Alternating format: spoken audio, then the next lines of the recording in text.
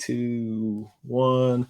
Welcome to another episode of Progress Always. I'm super pumped today. Mike Anders here with my boy, Dr. Sean Drake, founder of Athlete Chiropractic and practitioner at the Breath Energy Studio.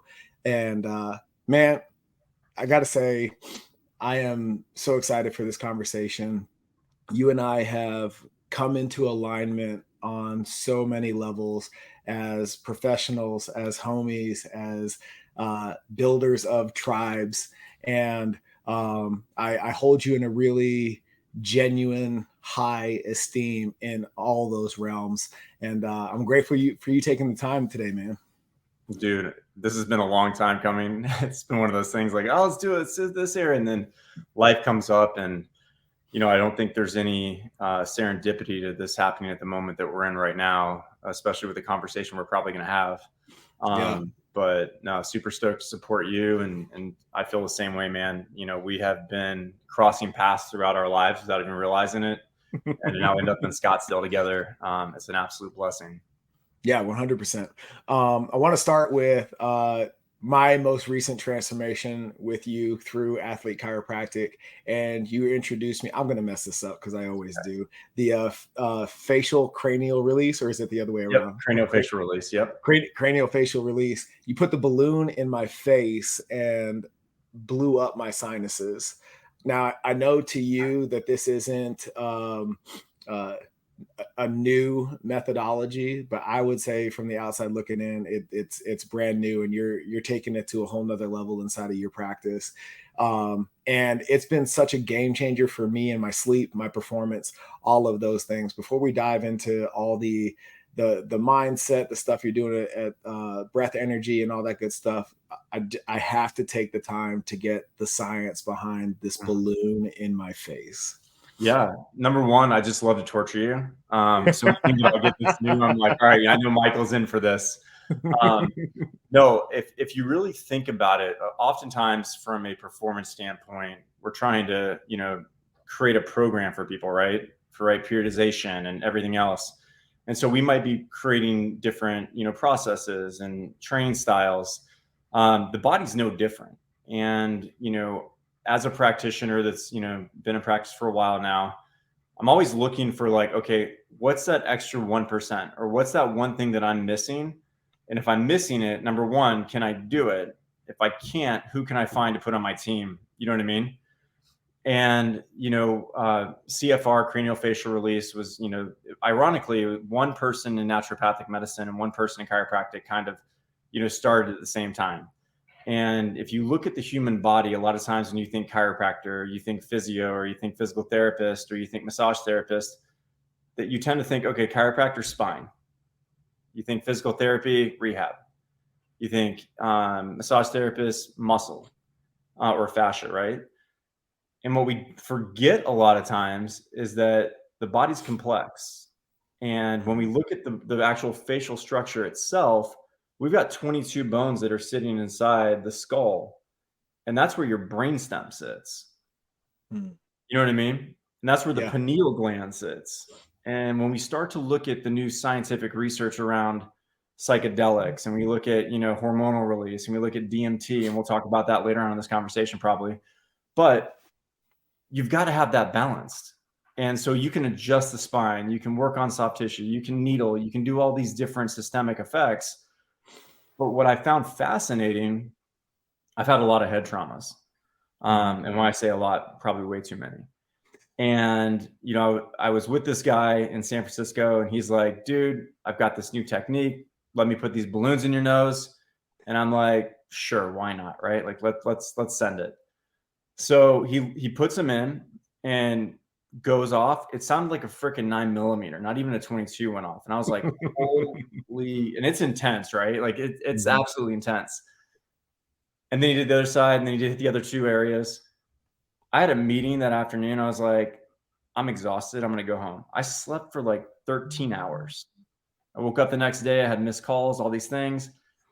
And what I found fascinating about this technique is that once you set those facial bones, and you can get the brainstem in the right environment, and you can get the cranial sacral pump to go, now the parasympathetic nervous system can come on. Yeah. Now we can get recovery faster. Now we can get better airflow. Now we can get better function. So I was like, for 5 years, I was pushing it off. I'm like, man, I don't have time to go to the seminar. I don't have time to go to the seminar. And I get a phone call from one of my MLB guys. He's like, dude, I got drilled in the face. I'm having a hard time seeing the ball. I've got all these things. They've done everything with me. Like, I know you were talking about doing the seminar. When are you going to do it? And I looked at the schedule on the guy and I'm like, okay, I promise you this. I'm going to fly to Seattle. I'll go take this course, fly in on Monday, and we'll see if it works. Mm-hmm. And I was done. I was like, I went up, got CFR done on me all weekend, worked on people, came back. My first client flew in for that day, literally flew in that day, CFR'd him twice, went back, hit a freaking home run. He's like, dude, I can track the ball better. My range of motion in my neck's better. But that's not what got me. 2 days later, like I get goosebumps as I'm talking to you about this, text me his Whoop score. He's like, bro, my recovery's better. I'm like, okay, there's something to this. We always talk about cranial sacral. We talk about all these different like positionings.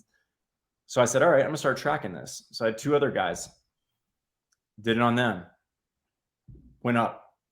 Next guy did it, went up. I'm like, this is a secret weapon for performance. Yeah.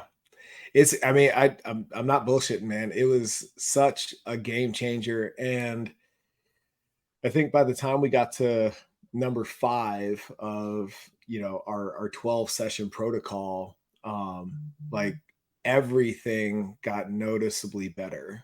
My asthma disappeared. My restless sleep disappeared. I track with the Garmin, and my deep sleep, my REM, went up exponentially compared to what they were before. Mm-hmm. I mean, at best, I would get 3.5, maybe 4 hours, and 90% of that would be in that light category. Like a feather is going to wake me up. And then all of a sudden, now I'm averaging 6.5 to 7.5, 10 days in a row. Wow. And my external stimuli, the pressures at work, wife, kids, all of those things, none of that has changed. The only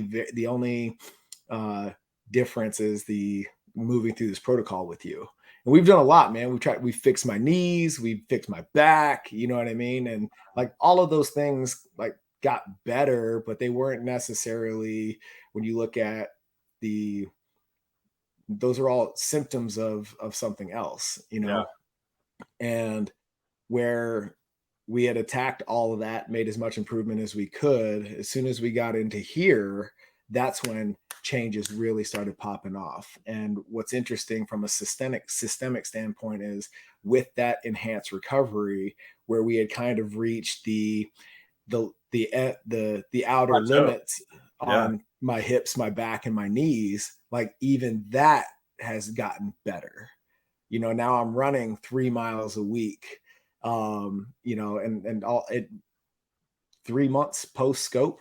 You know what I mean, dude? Yeah.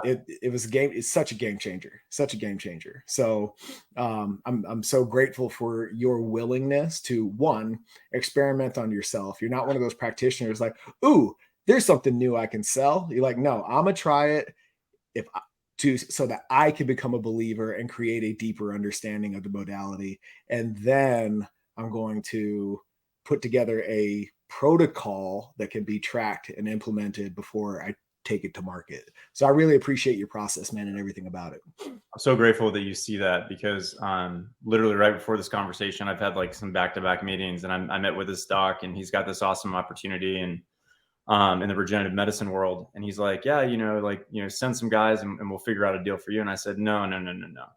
I said, I'm going to try it. If it works, then trust me, you're going to get my business from my guys and my players, girls and guys. But like, I will not put anybody into something that I haven't done myself. And I learned that from my dad from Special Forces as a kid. He's like, look, Sean, he goes, if you're going to be a leader, you've got to be willing to do what you're asking the people to do. And I also don't like to waste people's time. Yeah.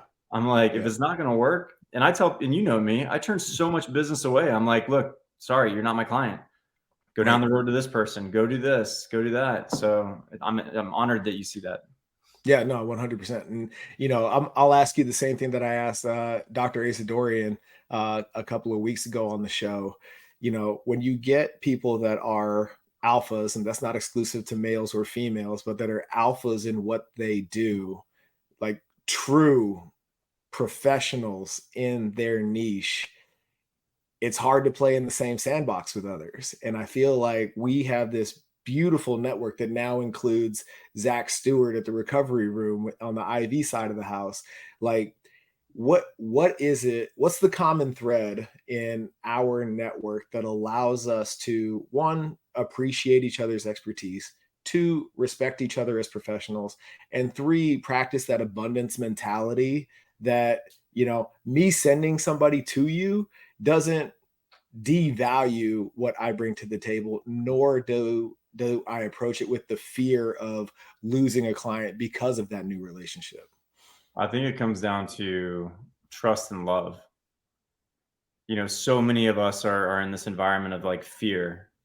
You know what I mean? Like, that's my client, or I've got to hold on to that.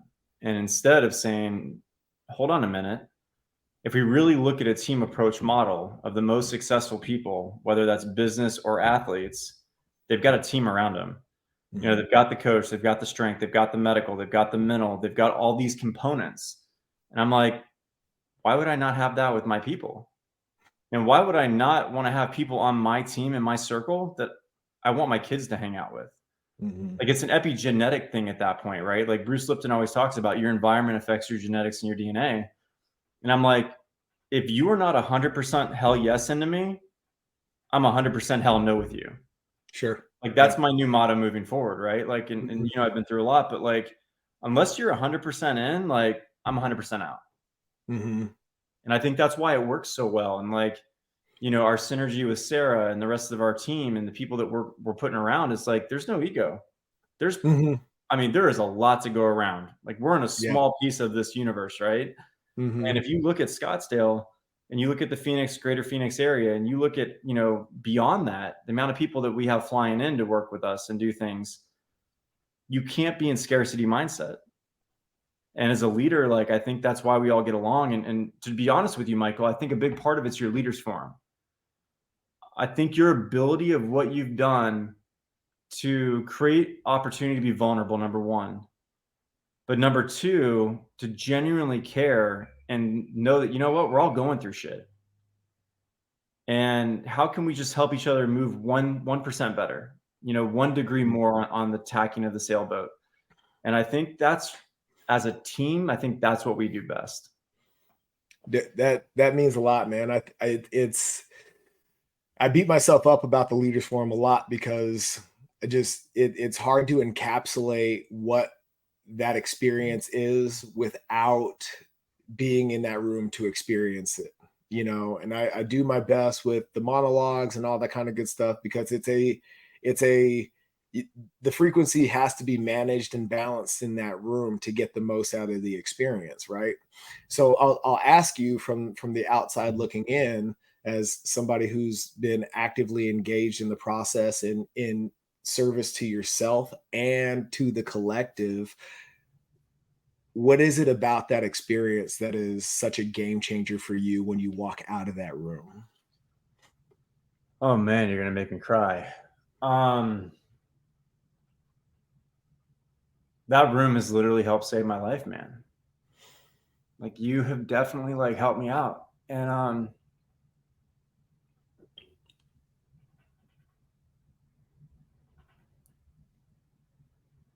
we talk deep work a lot. And like, I didn't understand deep work until like, my dad always pushed me into deep work. I think that's just how he was programmed, right? And then when he died, I didn't have that anymore. I didn't have that ability to like reach out to him and ask questions. And like, I remember coming in that room, and it was a year probably after my dad died, and some stuff had happened. And as you always do, you're like, does anybody need deep work? And I'm like, all right, I'll raise my hand, why not, right? And I was struggling, man. Like, I didn't see what I didn't see, let's put it that way. And to get up in front of a room, and I'd probably been in the forum for maybe a month at that time. Like, I was brand new. And I'm like, to get up in front of like 30 strangers and be like, this is what's going on. this is where I'm at. I need help. And no judgment. Like, I think that's the safest part of like why I love our forum is that there's no judgment. It's like, you're going to show up, you're going to be who you are, and we're going to love you for it. And we're going to help you grow to be your most authentic, best self.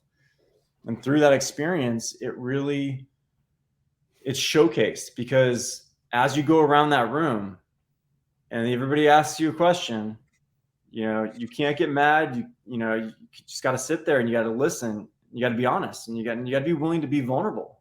And the minute that you're vulnerable, then the next round goes, and they give you a bit advice, and you're like, and all you can do is say thank you, or I love you.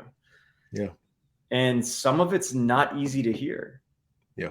Because what's great is, James is in the leader forum, and James, I'm sorry if you're mad that I'm mentioning your name right now.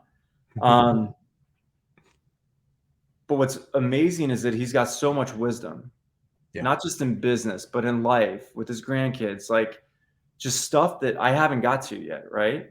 And because of the forum, he stepped into my life and been a mentor. I look at Lexi, who, has become like a really good friend, just from a friend standpoint, a badass business person, right? She's rocking her real estate. But what's great is like, we're able to support each other across the tables. Yeah. I think the final thing that I'd say about the Leaders Forum is that you never stop growing. Like, it's progress always, right? Like every single time you come in, it's like, look, where are you at personally? Where are you at professionally? And what do you got to work on? Yeah. And so what's cool is to see, I was like a -10 at the beginning of this year, right? Yeah. And like, I would say I'm probably around like a 6 or 7 to be vulnerable. But like, that's better than, a -10. And it's because of the processes and standing back up in that room and being vulnerable about what happened and saying, look, I don't want to feel this way anymore.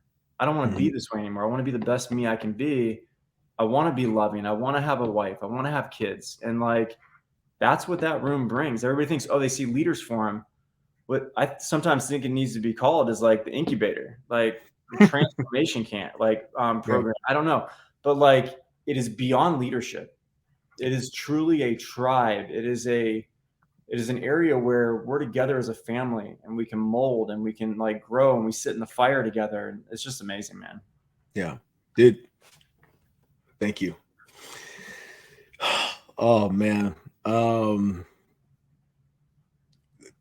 That means everything. That means everything. I oftentimes sit in that room up in the front, and I look at just the fucking firepower in there. Yeah. And if I'm being truly honest, I battle internally with imposter syndrome. It's like, who am I in this room full of superstars to lead this conversation? And then I hear testimony like that, and it's like, our journey as practitioners in fitness and recovery. It's like, there are days where it's like, man, fuck, I don't know if I've got the chops anymore. I don't know if I want to do this. I don't know if I want to keep going. Right. And then no shit. And I know you know what I'm talking about. You get that text message from some random client who's like, dude, you changed my life. There's that thing that I didn't think I was able to do, and I'm doing it, and it's because of you. And you're just like, all right, I'll give it one more day. Literally just went through this week. In my head, I'm like, man, I don't know. We're both blessed. Let's just say that, right? Yeah. Yeah. And we get to do a lot of amazing things, but there's certain things that internally that I've been going through, and I'm like, do I keep going or do this? And then it's the exact same thing. I get a text from you guys like, dude, I just threw the best I've ever thrown. I just got called up to the big leagues. Like, or you get this, text from a mom that's like, hey, my kid slept through the night. And you're like, all right, if I don't do this, this is what I got downloaded on Friday, Michael. If I don't do this, this is a gift that God gave both you and I.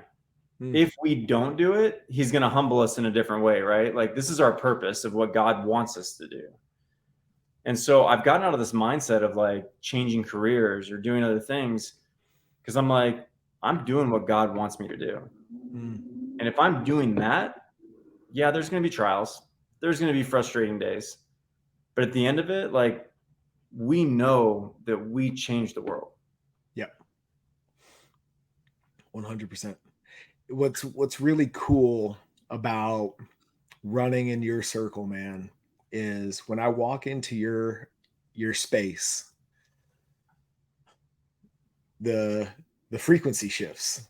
It really does. You know, there's an energy in there where for healing.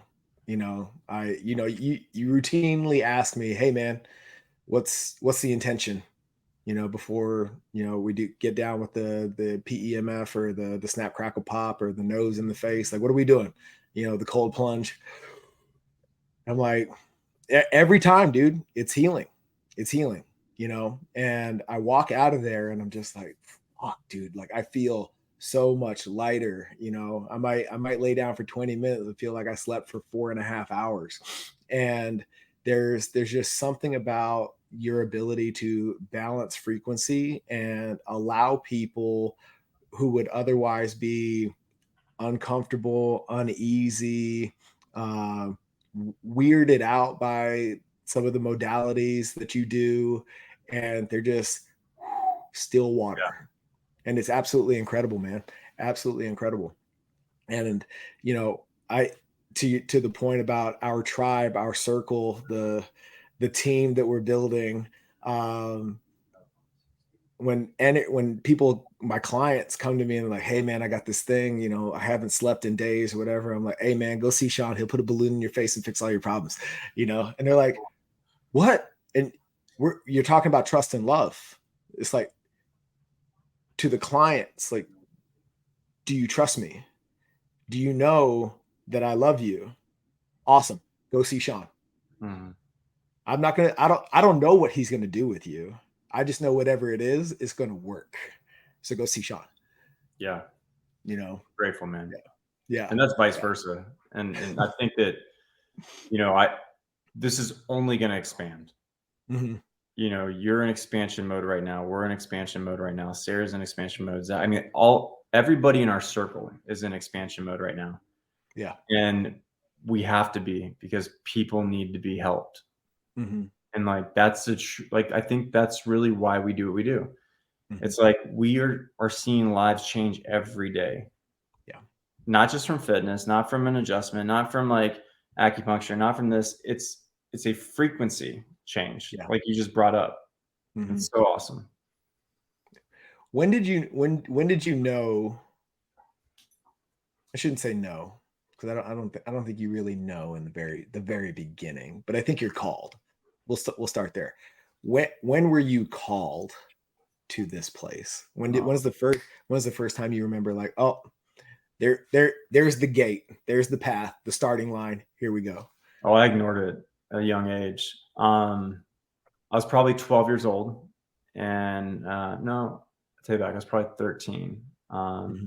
And I was running, and we had this awesome loop that we would do around Niceville. And, you know, I was on this tree, rope swing came back, hit my back. And like, I was supposed to like run a big race. I couldn't even walk. I thought I was paralyzed. And it's crazy because I haven't thought about this in so long. And they called my mom, and she's on base. And my mom, you know, was a first sergeant of Eglin Air Force Base. And she's like, where's he at? What's going on? Like, call an ambulance or call this. And so I finally got my feeling back, but I could barely walk. And I'll never forget, my buddy's dad picked me up, went to the, you know, emergency room. And then I did like 3 weeks of physical therapy with this guy named Fox. And he was in Blue Water. And I just like loved what he did, right? And I was like, man, this would be so awesome to do. And then the other side of me is like, my dad's like, dude, you're going to the Air Force Academy. Mm-hmm. Like, you're going to be a pilot. Like, you got this. And So my whole entire like mindset's like, look, I got to do ROTC or JROTC. I got to do this. I got to get in the Air Force Academy. I got to be a pilot. And so I kept fighting it. Mm. Then I go to college, and my first year in college, like, my degree was political science, economics, and business. But like, I wanted to do like biology, like internally, but like because of, track schedules and like student government and everything else, like it was just tough to juggle everything. Yeah. And then I fell asleep and hit a semi truck going 90 miles an hour and like survived. And I'm like, and then I'm back into some physical therapy with somebody and like starting to see this chiropractor. And I'm like, man, this is really cool. And I ignored it. And so finally God's like, all right. And then so go to RTC route, finally get in, and I get hit. I literally get hit by a semi truck the next week driving home to see my grandfather who was dying of cancer. And my truck flips 3 times, wraps around a tree, and my whole life changes. I lose my senior year of track. I'm on like crazy medications, developed ulcerative colitis. And I'm like, well, my life's now changed. So I moved to Tampa and I'm like getting ready to go, I was going to go to law school. And I met this chiropractor. I'll never forget it. And he kept coming in and kept coming into this restaurant I was working at. And I was like, can I just come to you? And he's like, sure. And I went and explained my whole situation. He's like, well, number one, I got to get you with my naturopath buddy. So I went over there and he's like, dude, you got to start taking coconut oil. Read the Coconut Miracle, the book. So I did. And he's like, I need you to get in here a couple times a week for the next few weeks. And like at that time, I still had a semi-frozen shoulder. I had blood in my stool. Within 2 adjustments, he had full range of shoulder, like motion back in my shoulder. Within 3 weeks of care, I had my first stool. And I was like, I can't ignore this now. Mm-hmm. So I was like, dude, I want to do what you do. He's like, I don't think you do.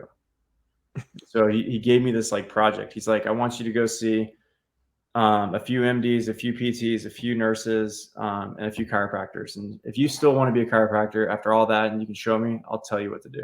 So I did. And I'll never forget, I went to the last chiropractor and I walk in Tampa. And this is Dr. Burns. He's a freaking amazing doctor.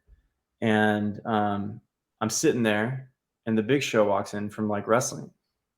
And I'm like, how the hell is he going to adjust this dude? Mm-hmm. And like, next thing I know, Emma Smith walks in. Next thing I know, I'm like, and then this mom with this baby walks in. And I'm like, how can you go from the extreme of like a 7-foot dude to a baby? And like, it just blew me away. And I'm like, I'm in. I called my dad. I'm like, Dad, I'm going to chiropractic school. I'm not going to go to law school. And then found out what I needed to do to go to law school or chiropractic school and then moved to Atlanta. And so that was the moment that I finally listened to God. And here's the funny thing is whenever I start to be like, I don't want to do this, he humbles me. Let's put it that way. But yeah, so that's the story. Isn't that the bitch of it all? When you meet your guide, right? And they almost do everything in their power to like shoo you away, right? To see if you're serious, right?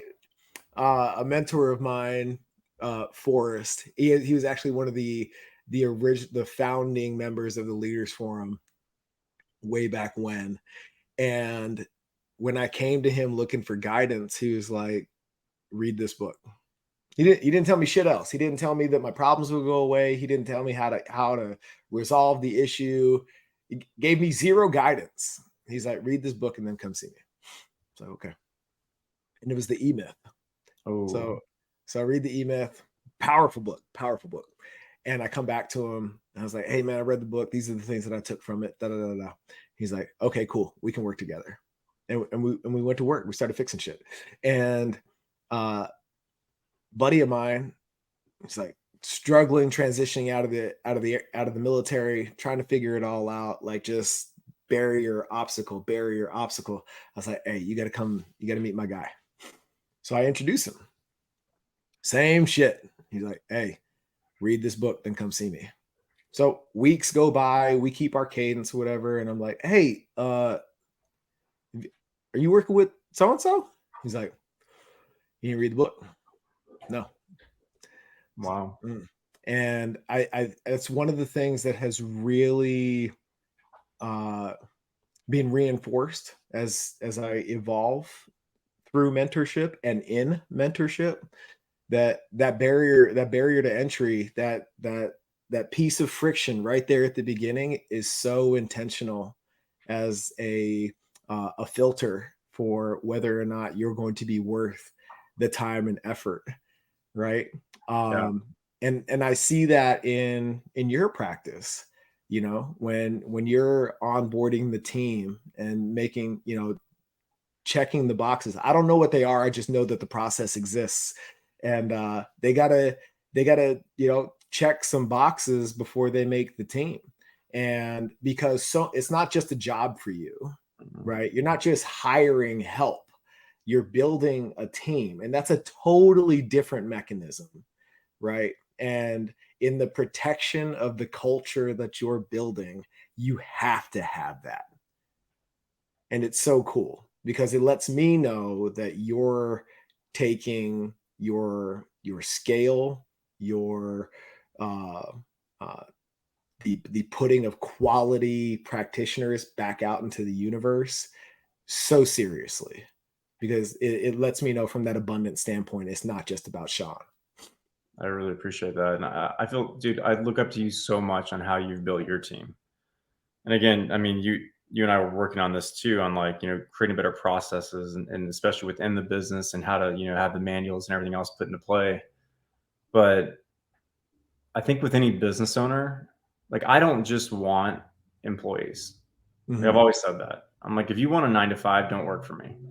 Yeah. Like you're gonna live my life. Let me take that back. You're gonna live the lifestyle, not my Mhm. lifestyle, right? But if you don't live the lifestyle, Yeah. you shouldn't be part of our brand. Right. And 100%. and the same thing with your company. Mhm. Like all of your people live the lifestyle. Yeah. And I think this is one thing that when you look at as a business owner, you get focused on the money first. You're like, Mhm. I'll just hire this person. I'll just get that. Like when I'm hiring, number Mhm. one, I go, and I might be like changing this as we move forward, but I'm like, who's around my inner circle that wants to grow? Mhm. And are they willing to grow? Yeah. Let me pour into them first. Mhm. Then I go to my inner circle. Who do you know? And then I'm like, let me pour into them. Um, I think as you scale, sometimes you've got to go outside, obviously, to bring somebody in. Yeah. But if you don't work out, you're the no go. Mhm. If you got to have some type of faith in Yeah. something, um, you've got to have belief that the body can heal. Yeah. Like not just jump to a pill, jump to this or jump to that. Like you got to have an inherent belief that the body can heal because all we are is energy and we're frequency. And everybody that walks in that room, you've got to love them. And Yeah. if you don't believe that, people are going to feel that. Yep. And I don't want that. Mhm. No, it's sometimes I ask myself, I was like, is my process too hard? I do, dude. I love your process, man. And that's where I hope to like gain more knowledge on creating a better process within ours. But no, everything you show me on yours, I love it. I love the Thank you. internship. And I don't want to call it weeding out, right? Mhm. Because I don't think that's what it is. No. But we're not all cut from the same cloth. Right. And that's okay Sure. because I mean, everybody has a place. Mhm. But when you find that person that can go through the trials and tribulations and stand by the fire, Yeah. now you know you got your person. It's really cool. I mean, I never envisioned the leaders forum to be part of that deal for them. It was originally the intent was, look, I just need you to see what this is so that when somebody we're working with needs it, you can invite them, right? And to your point about pouring into people, man, one of the things I took from the Marine Corps from a leadership standpoint is taking care of the people that take care of you. Mm-hmm. And my Marines made me look good. And in doing so, I made sure that I took care of them. And I brought that with me into next level.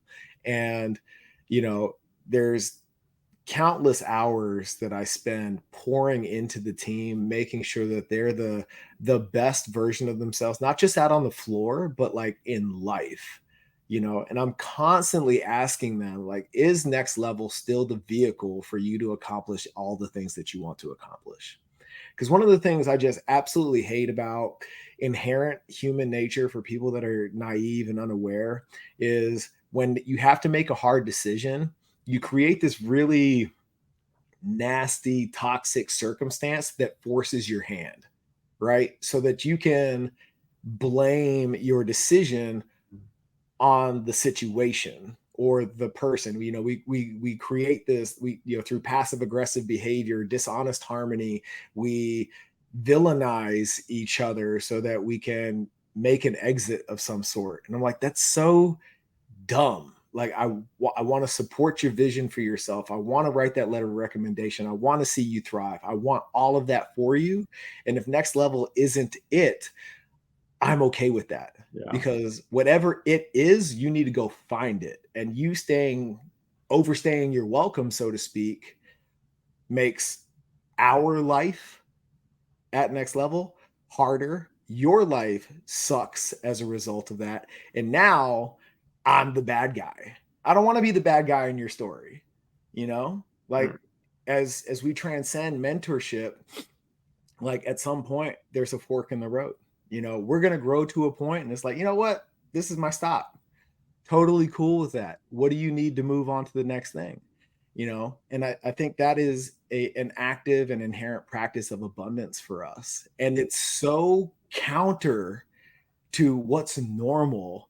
It fucks people up, you know? And by the same token, as I'm saying that out loud, I'm like, that's exactly why the process is the way that it is. 100%. You know?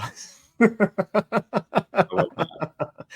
But you know, when you figure that out, like what the culture is supposed to look like, right? How it's supposed to feel when you walk in there, when the chemistry is right, when you finally have that, or at least get a glimpse of it, it's like, okay, how did I make that happen? How do we do it again? Over and over and over? How do we systemize that? Okay, cool.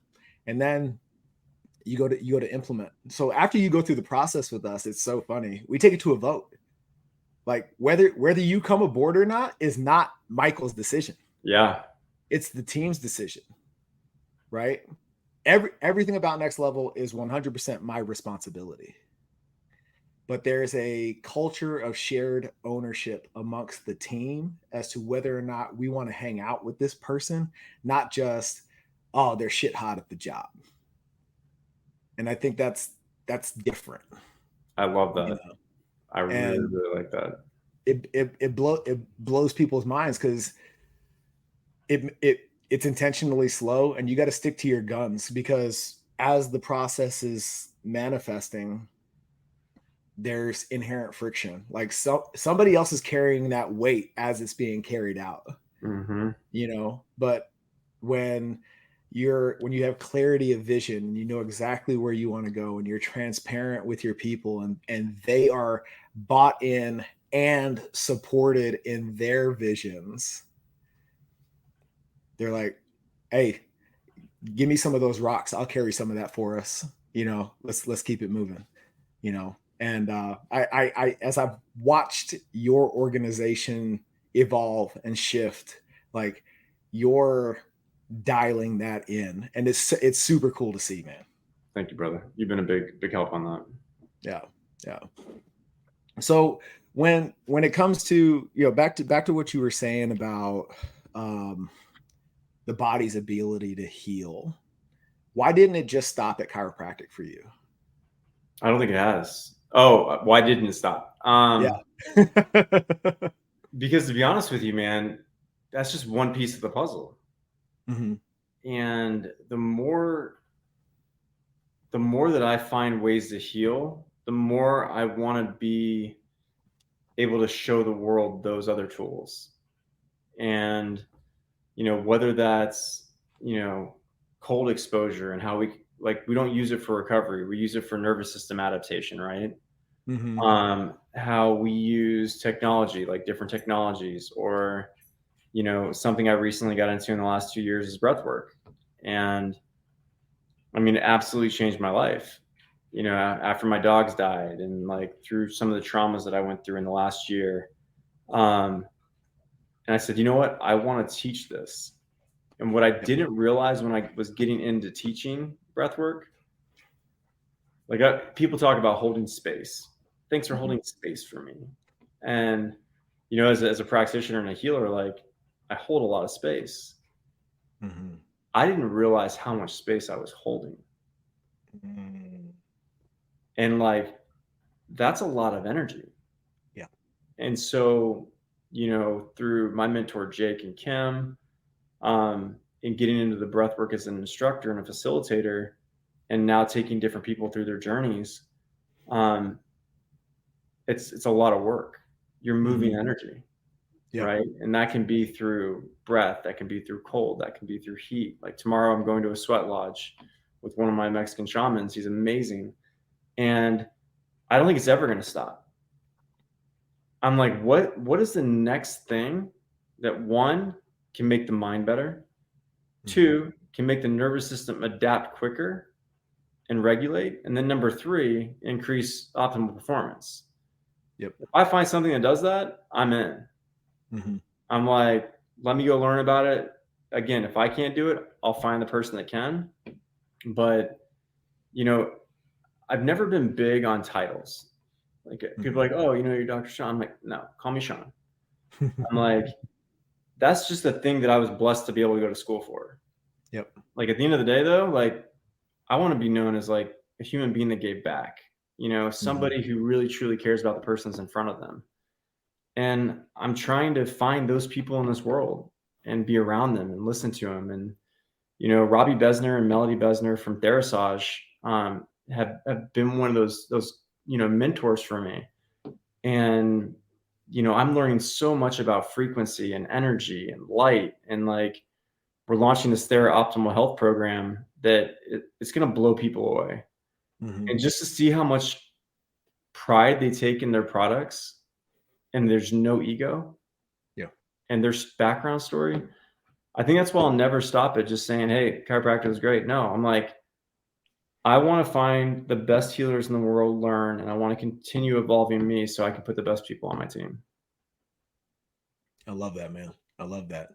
The process never stops, and I think that you truly embrace that from what I love about you, man. If I put it differently, put it better, you realize that the more knowledge and application you accumulate, the less you actually know. Right. And we talk about, we reference this tattoo I have a lot. I only got this far because of what I did not know. And I think you really embody, letting curiosity lead the way. It's like, oh, balloons in your face and nervous system optimization. I want to see how those dots are connected. I'll take that flight. I'll register for that thing. I'll go check it out, and that's rare in this world, especially when it comes to somebody with such deep roots in academia. Like that, leveraging curiosity, I feel like, is killed if you're not careful through conventional education. Because it's like, oh, no, got my credential. The learning has stopped. I don't need any more coaches. I'm now the subject matter expert. I just need to get the reps. It's rampant in society. And that's not you. That's not me. That's not our circle, right? Where does the chasing of curiosity come from? That's a great question. I mean, as a military kid, and I went to 13 schools in 12 years. And, my mom always told me, she's like, if you don't like something, let's find something. Like, she goes, but when we move to this next base, you need to make friends. We need to find a sport. We need to do something, you know, that's like debate or academic. And if you don't like it, that's cool, but you got to try something else. And I think the one thing that I like, people, like, I tell my story sometimes to people and they're like, there's no way in hell you've done all this stuff. And I'm like, here's my mom's cell phone. You can go ahead and call her. Like, I have no reason to freaking lie or like make up shit. Yeah. And I'm like, I think I've lived more lives in 39 years than a lot of people do in like 250, right? Yeah. But I also have this thing where my dad on the other side told me there are no rules in my house when I would go stay there for the summer. And that's all growing up from a young kid, like my 18, until I was 18. He said, but if you get arrested or you mess up, you lose everything. And so at a young age, I was allowed to take my bike out and come home at 3 a.m. as long as I told them where I was.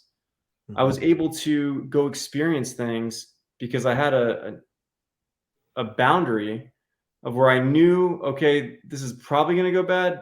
Don't do that.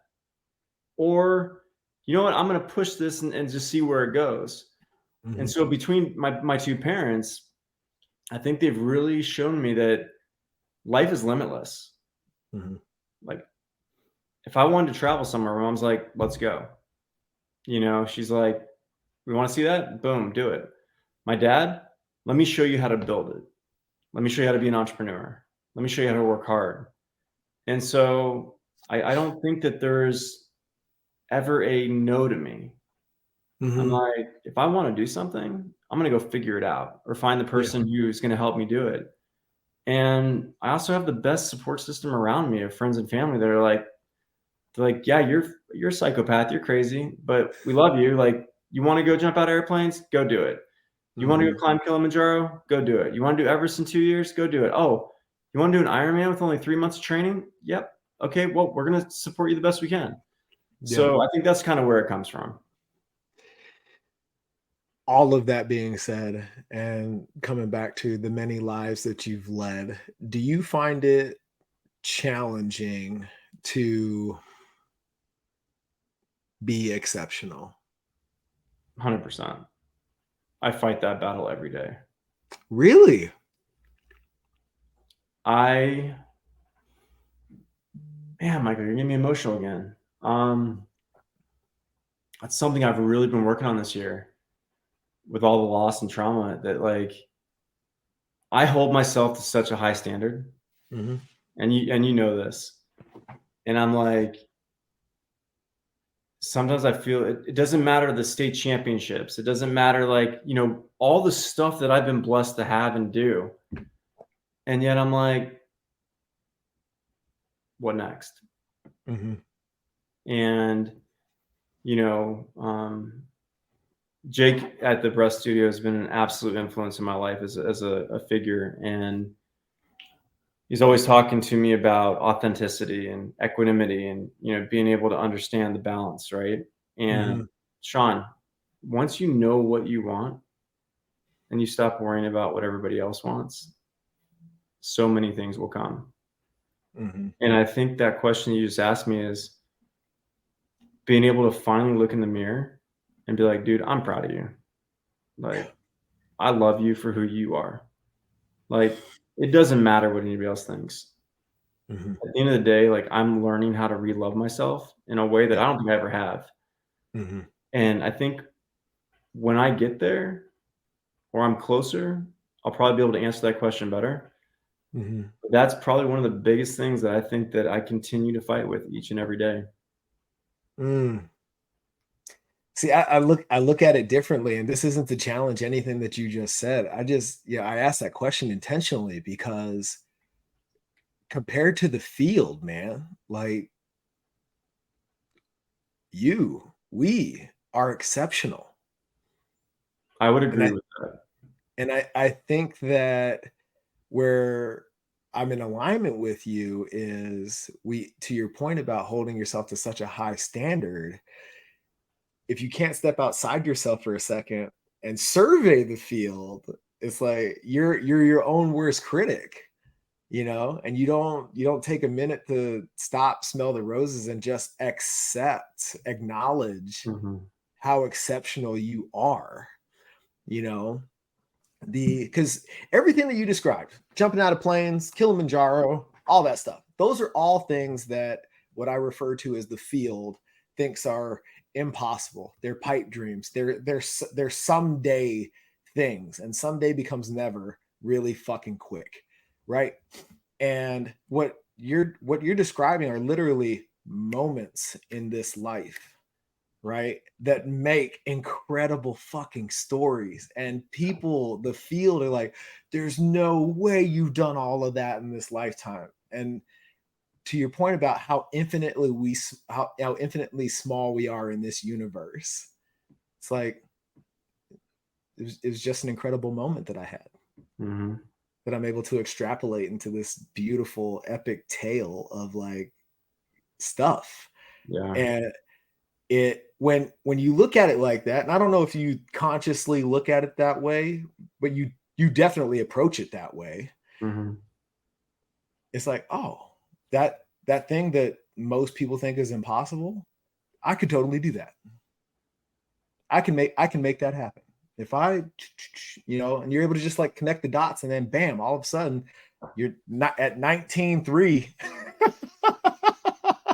trying not to die, but hey man, you're at the tallest peak in Africa. You know what I mean? So there's something to be said for, and I want to just like take a minute and acknowledge with you how exceptional you actually are. Thank you, brother. Because from the outside looking in, I don't think there's anybody that would argue. We all see it, you know. Yeah. I love you. It's what you do, how you do it, your approach, your philosophy, all of that is exceptional in this world. It's rare, and you continue to refine your process to expand and contract in accordance with what you want from this life, and for your people, for your tribe. And that's admirable. And if you don't see it, I hope as a result of this conversation, you're a little bit closer to seeing it, man. I am. Thank you. Yeah. Yeah. Where can the universe find you, man? Where can my tribe come support your initiatives and Depends on the day, right? Yeah. New York, London. No, I think the biggest thing is that as much as we don't want to talk social media, like nowadays, that's kind of where it's at, right? Mm-hmm. So obviously the Instagrams are in the bottom. Our website's Athlete Chiropractic, which is going to be changing over to athleteempowered.com. And I do want to talk about that real quick because I think it's so important. Yeah. Is that we've been Athlete Chiropractic since I started. I was like, I want this to be a place where people know that if they have a body, they're an athlete. Mm-hmm. And so many people have been intimidated to come to our chiropractic clinic because they're like, oh, I'm not an athlete. And I'm like, oh gosh, here we go. But then what I started noticing too is that people were like, dude, this isn't a chiropractic clinic. And I'm like, well, what is it? They're like, I don't know, but you've empowered me. And like, so I did a survey, and then after going through so many people telling us this, I'm like, okay, let's just change to athlete empowered. Now, chiropractic is always going to be a part of it. It's what taught me the structure of understanding that the body heals itself and like the philosophies, but we do way more than that. And, athlete empowered is not just our building.